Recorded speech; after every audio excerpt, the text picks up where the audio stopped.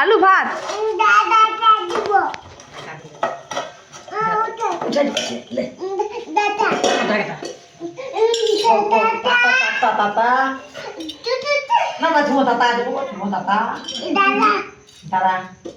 দেখো হইলে রান্না হইলে দেখো।